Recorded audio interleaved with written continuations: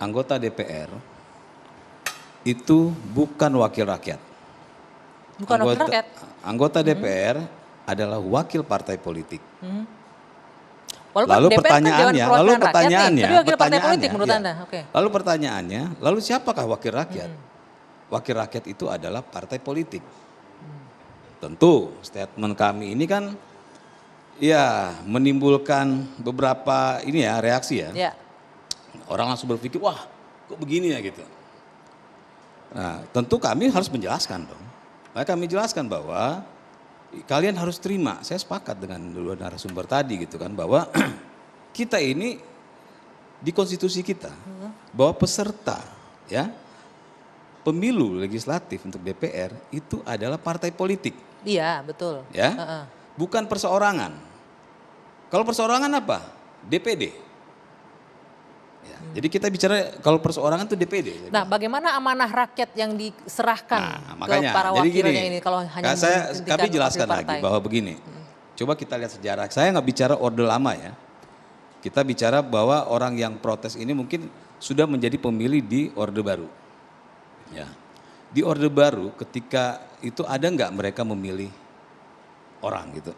Ya, milih partainya. pasti kan memilih partainya. Oke. Ya, lalu ketika masa reformasi, apakah masih memilih partainya? Ya, pemilu 2004 kita masih memilih partai. Ya, ketika memilih wakil rakyat kita memilih partai.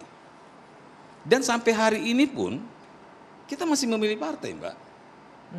2009 itu kan ada putusan MK. Proporsional terbuka kita milih orangnya juga. Ya, Ada orang yang di situ di tidak hanya 2009 baru itu ada untuk pemilu 2009 itu ada putusan MK yang menambahkan ya untuk dimasukkan ke dalam surat suara caleg-calegnya. Oke. Iya kan?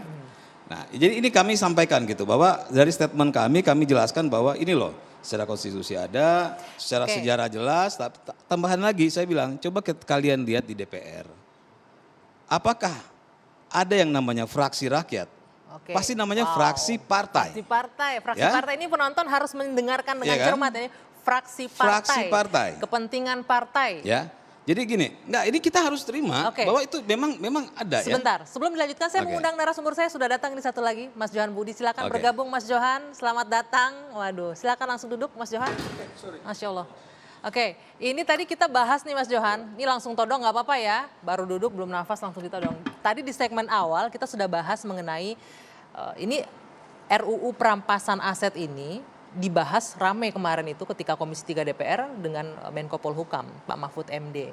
Sempat disinggung, ditagih nih sama Pak Mahfud, kenapa mandek aja nih jalan di tempat, sudah lebih dari 10 tahun ini RUU tapi nggak juga masuk. Nah kebetulan 2003 ini masuk prolegnas, tapi rekan separtai Anda, Pak Bambang Pacul bilang, gampang lobbynya jangan di sini, jangan sama Korea ini katanya. Telepon aja ketua umum kita, pasti semua bisa. Jadi ini pertanyaan muncul tadi Mas diskusinya, ini wakil DPR ini wakil rakyat atau wakil partai ini?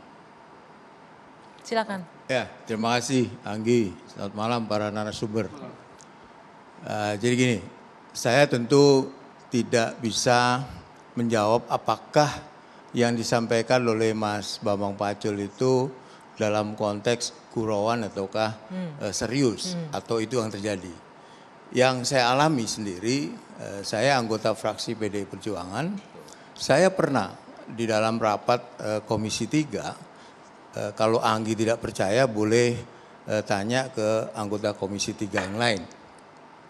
Saya pernah menyampaikan bahwa saya berbeda dengan fraksi yang saya ikuti. Artinya saya bisa berbeda dengan fraksi PDI Perjuangan. Berbeda dengan itu suara pernah partai saya, bisa? Loh iya ini true story ya. Ketika mengambil keputusan di Komisi 3, saya menyatakan bahwa saya berbeda dengan dengan fraksi PDI Perjuangan.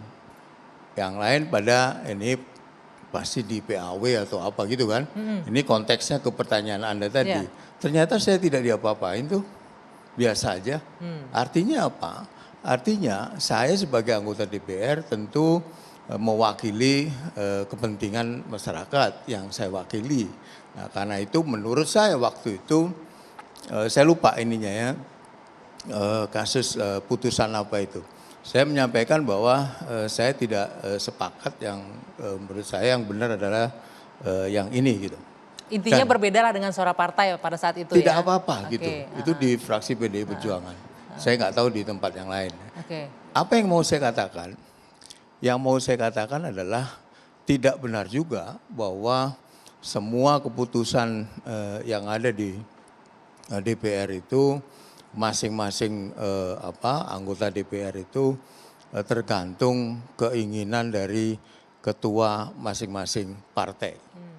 Itu saya alami dan saya sering begitu di rapat-rapat Komisi 3 ya.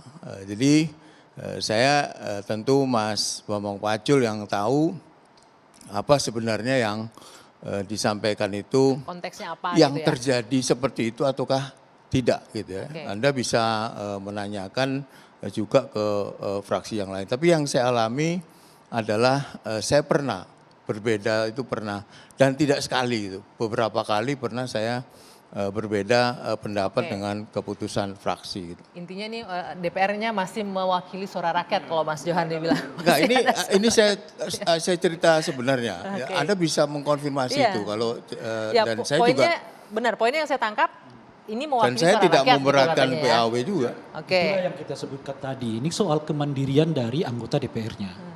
Tapi Gitu. tapi menarik loh, Bang Margar itu malah bilang ini adalah kondisi jujur, kondisi politik Iya, kita.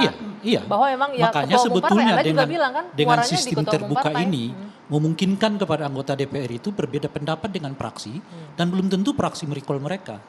Gitu. Nah, masalahnya adalah mengapa sistem ini tidak dimanfaatkan sebaik mungkin oleh banyak anggota DPR, pengecualian tadi Mas Budi gitu, untuk kalau ia menganggap aturan itu tidak dia setujui, dia menyatakan berbeda pendapat.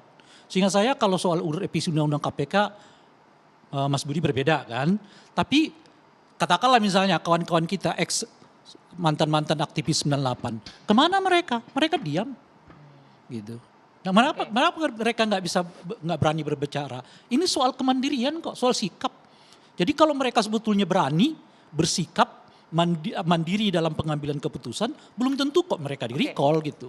Baik, baik. Sebelum kita lanjutkan, saya ke Mas Uceng dulu. Mas Uceng, Anda sudah menyimak dari awal tadi diskusi kita ya. Tapi sebelumnya saya ingin mengucapkan selamat dulu nih untuk jabatan barunya sebagai pimpinan Komite Pengawas Perpajakan, Komwasjak Indonesia. Ini di tengah badai yang menghantam Kementerian Keuangan nih, Mas Uceng membantu Ibu Sri Mulyani ya di sini ya. Mas Uceng, tadi kita bahas bahwa RUU perampasan aset ini sebenarnya penting untuk mengoptimalkan pengembalian aset dari tindak pidana. Tapi faktanya sudah bertahun-tahun ini mandek di DPR. Nah, baru kebuka nih pada beberapa waktu lalu bahwa RUU ini harusnya lobbynya nggak di anggota DPR, ternyata harus ke ketua umum partai. Respon Anda bagaimana?